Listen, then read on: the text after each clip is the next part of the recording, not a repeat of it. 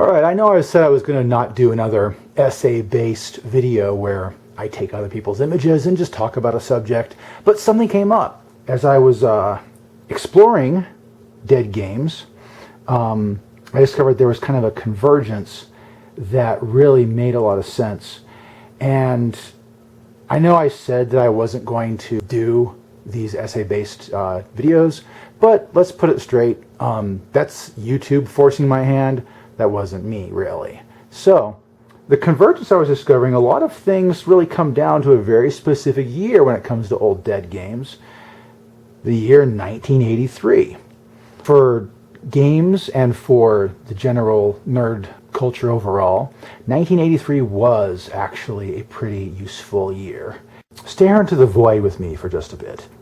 We have to think about what kind of environment 1983 was. If you look at how culture exists in general, usually the present is shaped by the last decade or so. So the late 70s had a lot to do with the early 80s. Now, the Cold War at that time had no end in sight. I'm going to talk about this from 1983's perspective. So we know a lot of things because we've advanced past 1983, and 1983 is history to us. Honestly, at the time, things happened a certain way. I mean, Reagan was considered a brand new president at that point. There was nothing going on that showed that the Cold War wasn't going to end in some nuclear nightmare. In fact, that's one of the things that was shown on TV. There was an actual documentary on November 20th of that year that covered what would happen during a nuclear war, and it got a lot of attention. More than 1 million viewers saw that broadcast. Keep in mind, this is a very young time. Like, VHS is brand new technology. A lot of things really are old-fashioned at this point. There's no internet. All phones are landlines. It was actually a pretty normie time, too, as far as culture was considered. I mean, we don't think about that nowadays, but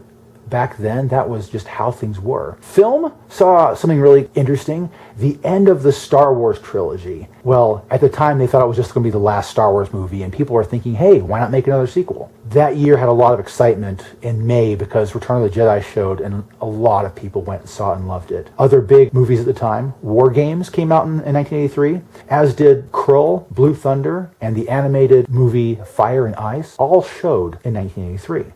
TV-wise, the D&D cartoon first aired, as well as He-Man. It showed the last episode of MASH, and a lot of other TV programs that were pretty iconic during the 1980s started in 1983, like the A-Team and Reading Rainbow. The first music video that actually made a solid impression on people was Michael Jackson's Thriller. So that kind of put an end to 1983 and kind of got the 80s as we know it really started after 1983.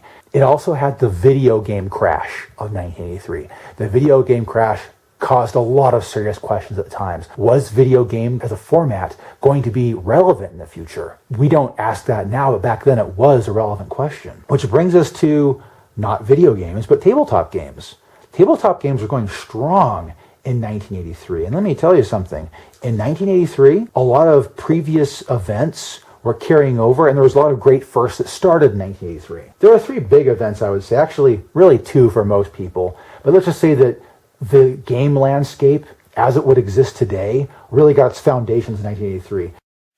In 1983, we saw the wide release of Dungeons & Dragons, Basic and Expert editions. Now, these did get released earlier in the earlier 1980s, but had a magenta cover.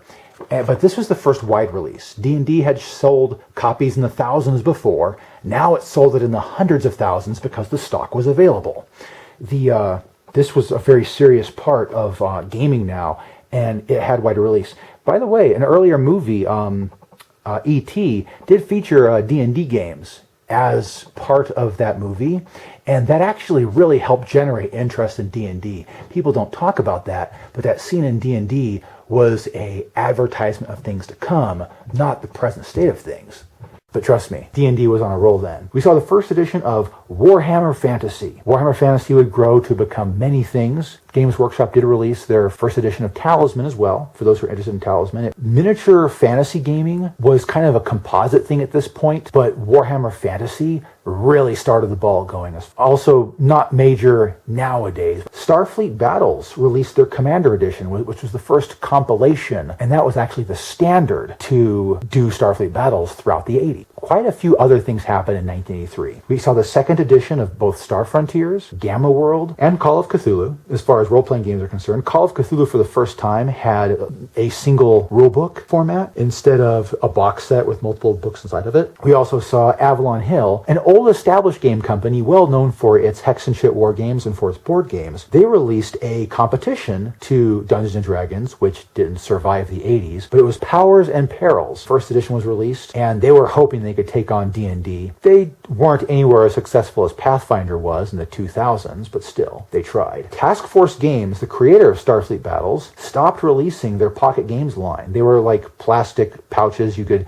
pull a game out of and play on the go. Also in the realm of miniature war games, not a specific war game, but the Miniature War Game magazine, literally it's called Miniature War Games, it had its first issue in 1983, and it continued on for a long time into the 90s. In fact, it's still being published today. So Miniature War Games as a magazine has been covering miniature war games for quite some time. We also saw the first Palladium's major RPGs come out at this time. The Fantasy RPG was first released. Later, Palladium would release Rift, and Rift would become their primary product. There's a lot of other obscure RPGs I'm not touching on, but this was the year people decided RPGs are big, let's throw something into the market. And that was because Dungeons & Dragons showed how much power and presence it could have, despite the fact that, wasn't super widely available. The real question on a lot of nerds' minds back then was, what is Dungeons & Dragons and how can I start playing it? Funny thing about role-playing games is that this is all an American point of view. Over on the Japanese side of things, 1983 was officially